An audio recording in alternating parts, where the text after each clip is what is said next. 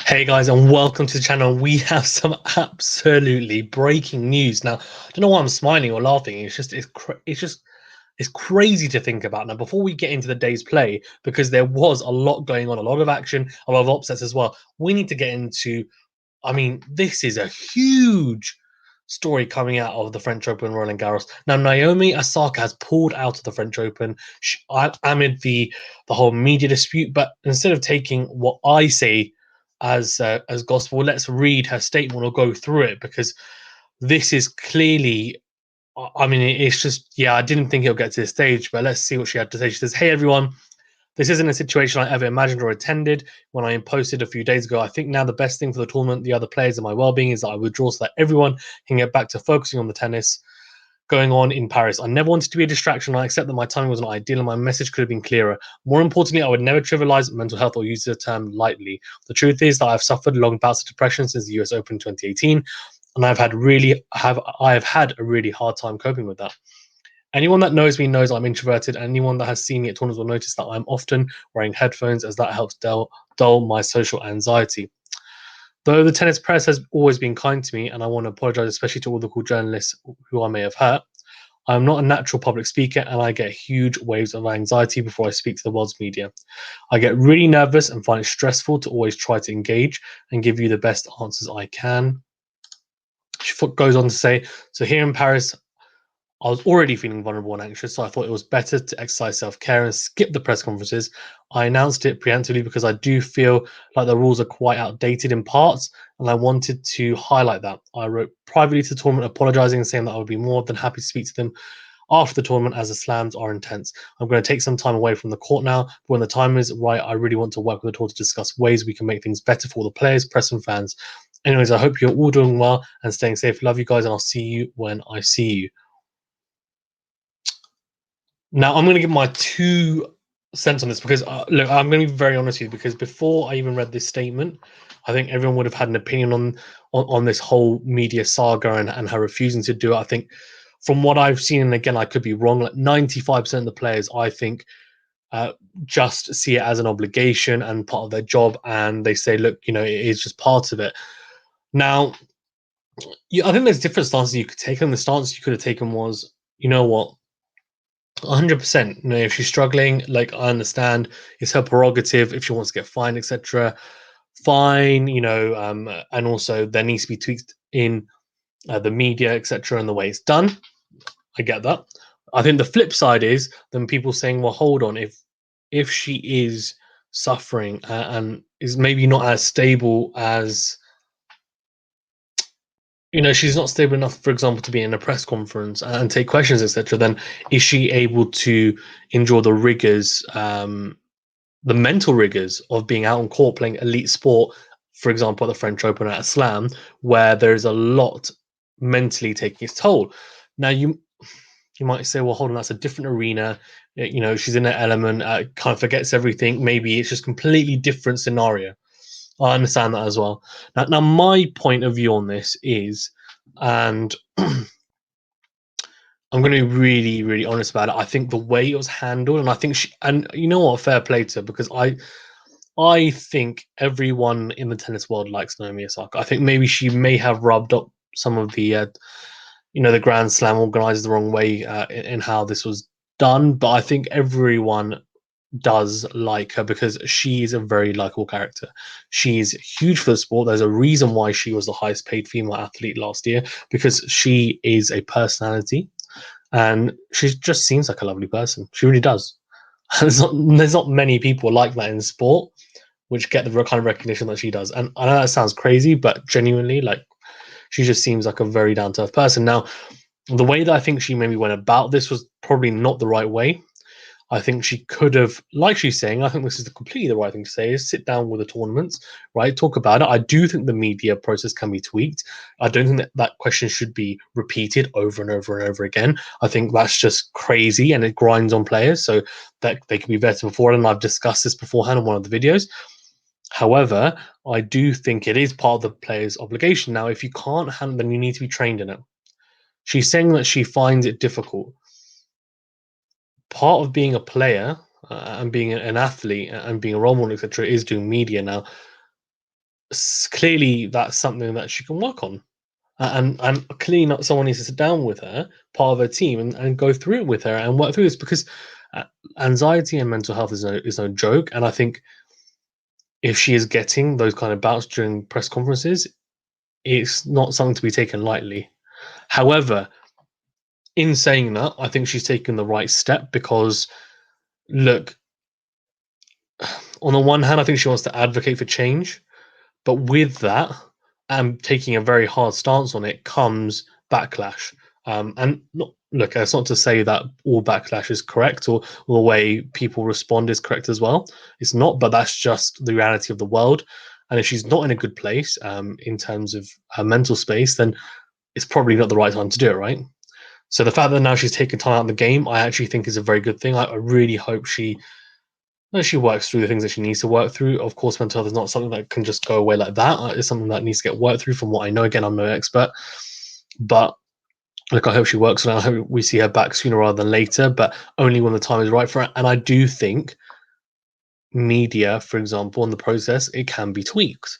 I totally get that, but the way that maybe she went about it, for me, not the right way. I think a lot of the players felt that way as well. But okay, enough of that. I mean, that was just huge, and that's why the video is going to be slightly longer, because I had to talk about it. I mean, how can you not talk about it? And it is one of the departures of the day is Naomi Osaka, the number 2 seed, and she is a superstar. I mean, let's be honest, she's the biggest star in women's tennis at the moment, so absolutely huge. Right, let's go on to the tennis then, because I want to talk about the men's draw first. Now, obviously, we had quite a few people playing today, as per usual, but something that I think, again, I don't want to go through this too much, but I mean, Goffin is a huge upset. I mean, he lost to Fazit Musetti 6-love. Now, that is just crazy. Goffin's a good player, man. And he lost 6-love, 7-5, 7-6. Taylor Fritz came with number 30 seed, 6-4, 6-2, 6-4. Sonego lost to Lloyd Harris. That is, by the way, this is a huge win for Lloyd Harris. An absolutely huge win. He had a couple of really good performances in the clay court swing, won a tournament as well. A 250, I think it was. But to beat Sonego, who has been very good in the clay court swing, he's also a very good clay court player, 7-5, 6-4, 6-4 in straight. Really, really good performance. Marin Cilic came through, the former Grand Slam champion, 7-6, 6-1, 6-2. And of course, the main man, well, one of the main men anyway, Roger Federer, came through 6-2, 6-4, 6-3 against Dennis Easterman. Now, you might be thinking, if you're not super familiar with all these names, who's Dennis Easterman? Hold on, he sounds familiar. It's because he knocked out Rafael Nadal at Wimbledon one year in the early stages. I think it may have even been round one. Yeah, I mean, just to go through the rest, that's a big, big loss. Sebastian Korda, really talented young player, losing 6-4, 6-2, 6-2 in the first round. I feel really bad for him, actually, because he has had a pretty good year so far. He really has. And he's been rising up the ranks. And he had a pretty good French Open last year, from what I remember. So I think he lost to Nadal in the end. I think he was in maybe the third round. They'll be a bit disappointed to go out to an unseeded player in Martinez. But look, these Spaniards, it's that. I mean, and French players, they grew up on the clay. Italians as well. So a lot of them are clay court specialists, for sure. Not all of them. Not all of them. Don't want to pigeonhole everyone into that, but some of them, of course, are, and that is only natural considering that they've grown up on it. Which is why quite a few of the Australian and American players also struggle on the clay at times because they're so used to playing on hard. Anyway, on to some of the other season and more notable matches. Opelka, obviously the number 32 seed, came through 6-3, 6-2, 6-4. I'm not going to go through all of them because you can see all of the results. Now, to finish up, we have Daniil Medvedev, the number 2 seed. He came through in 3 sets, winning 6-3, 6-3, 7-5. So really impressive stuff from the Russian. Had never won a game at Roland Garros. So good to see him in a better mental headspace. I think he really was, I mean, in this whole clay court swing, he has definitely been putting himself down, saying, you know what, I can't play on the surface. I hate it. I hate the clay, blah, blah, blah. And it definitely affected his game. Now he's just put that to one side. And it looks like he's put it together, and he did play a lot better in the bits that I watched. Tommy Paul came through. This looks like an absolute epic, doesn't it? 6-2, 6-4, 4-6, 4-6, 10-8. So, wow. Now, Cameron Norris, this is where we talk about the UK vested interest, as you can probably tell. I'm from the UK. The weather's been fantastic here, and I just had a nice, refreshing shower, but no one cares about that. Cameron Norrie won 7-5, 7-6, 6-2 in straight sets. Casper Ruud, now, he actually dropped a set against Benoit Paire, who is, as we know,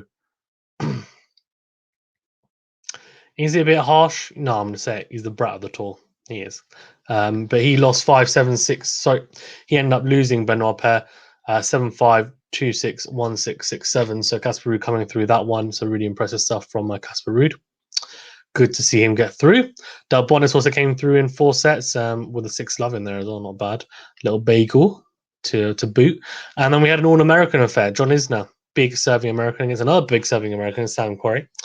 Came through 7-6, 6-3, 6-4. So really, really impressive.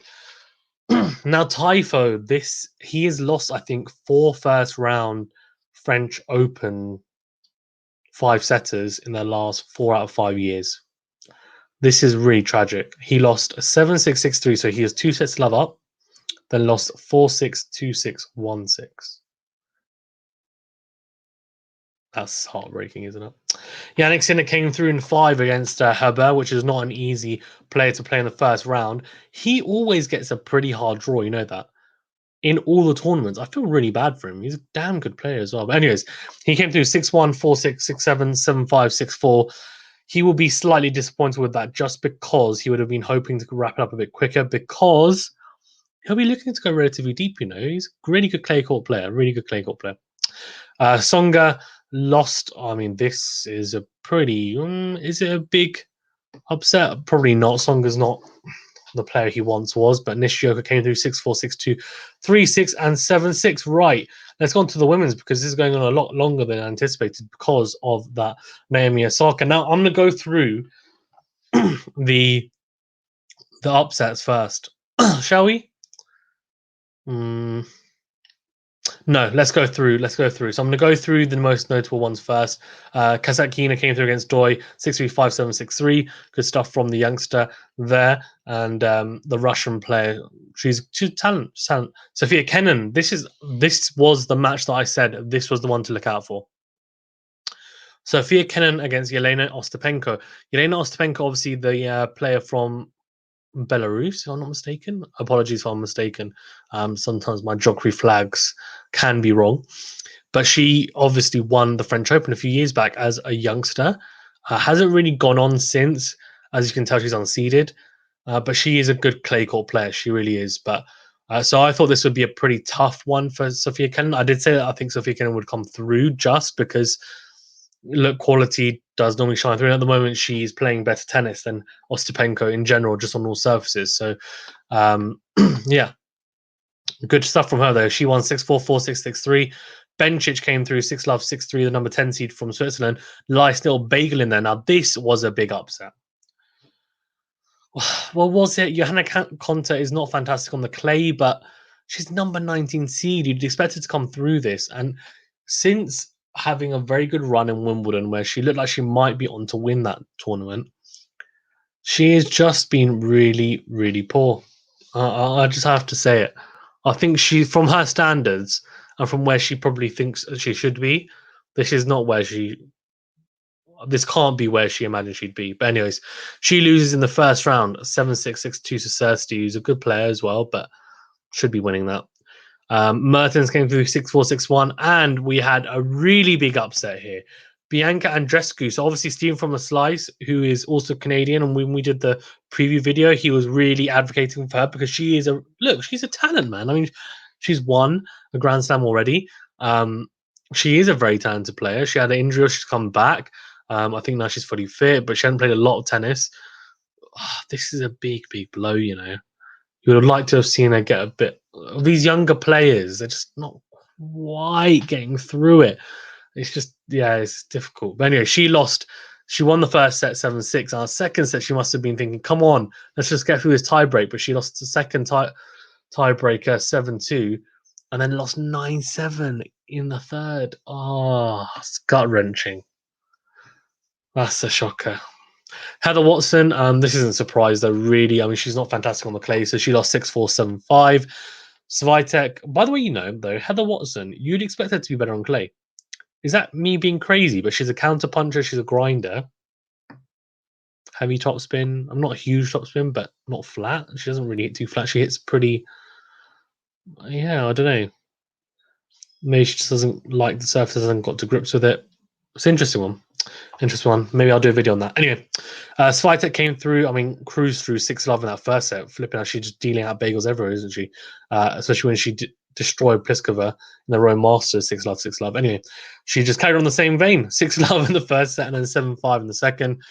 Kiki Bertens, number 16 seed, a bit of an upset there. Obviously, losing 6-1, 3-6, 6-4 to her cog. And then Pagula came through 6-4, 4-6, 6-4 against Zhu. This is a huge upset. Now, Kostyuk is she is a very talented youngster from Ukraine.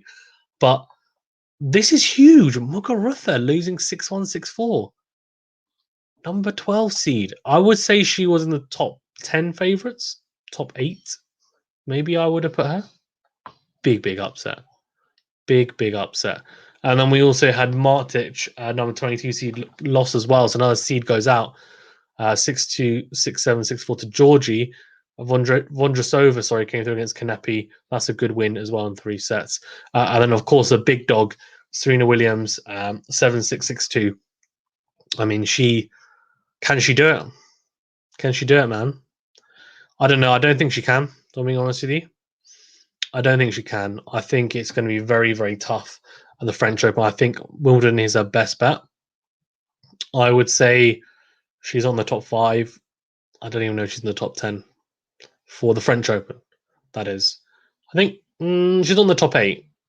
She's probably in the top 10. But yeah. Let's see. Who knows, man? I mean, if anyone can do it in the women's game at that age, it's her. Right, okay, I'm going to finish up there. Guys, thank you very much for tuning in. Please remember to like this video, subscribe to the channel, and also comment as well. I will be doing, obviously, day 3. Thank you very much for tuning in, and I'll see you tomorrow. And share the videos, please hit the notification bell as well to get alerts to all the new videos. Thank you.